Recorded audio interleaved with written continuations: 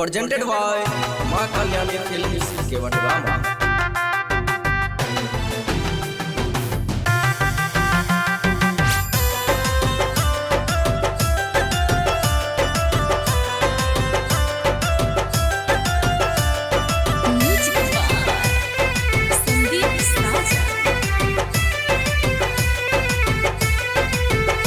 रंग बरसे बाबा कुशेश्वर के अंगना, रंग बरसे बाबा कुशेश्वर के अंगना,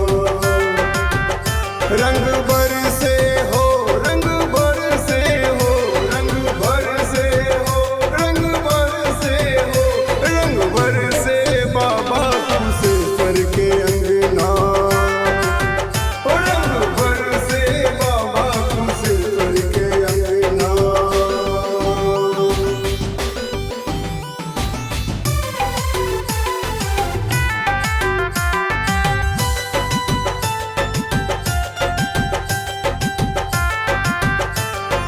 पार्वती मैया जी के हाथ में लाल पिचकारी, लाल पिचकारी, लाल पिचकारी।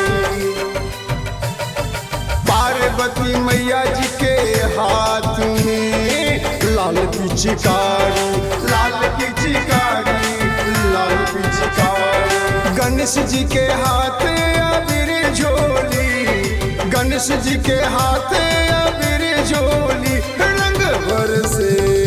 रंग बरसे बाबा कुशेश्वर के अंगना, रंग बरसे बाबा कुशेश्वर के अंगना।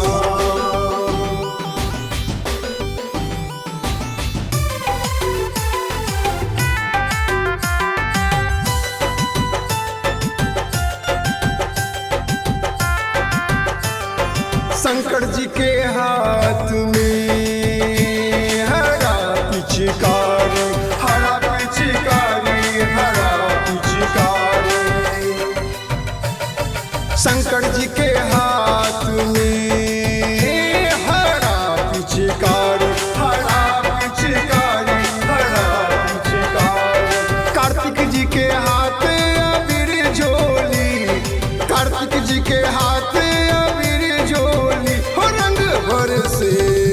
रंग बरसे बाबा कुशेश्वर के अंगना, रंग बरसे बाबा कुशेश्वर के अंगना।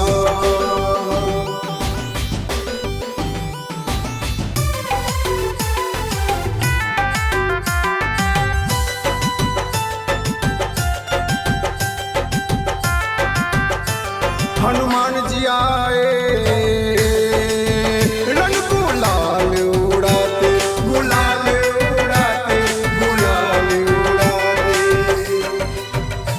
हनुमान जी आए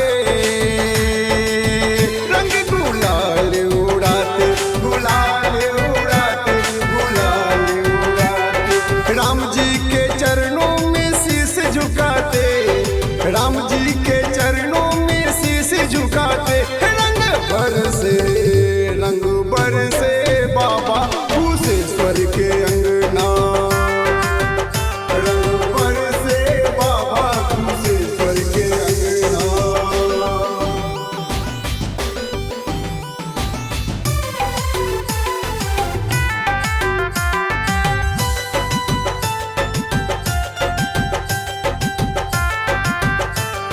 राम जी माँ सीता को रंग लगाते, रंग लगाते, रंग लगाते। राम जी माँ सीता को रंग लगाते, रंग लगाते, रंग लगाते। माँ सीता भी राम जी को रंग लगाती, माँ सीता भी राम जी को रंग लगाती। रंग बरसे बाबा कुशेश्वर के अंगना, रंग बरसे बाबा कुशेश्वर के अंगना। presented by मां कल्याणी फिल्म्स केवटगामा।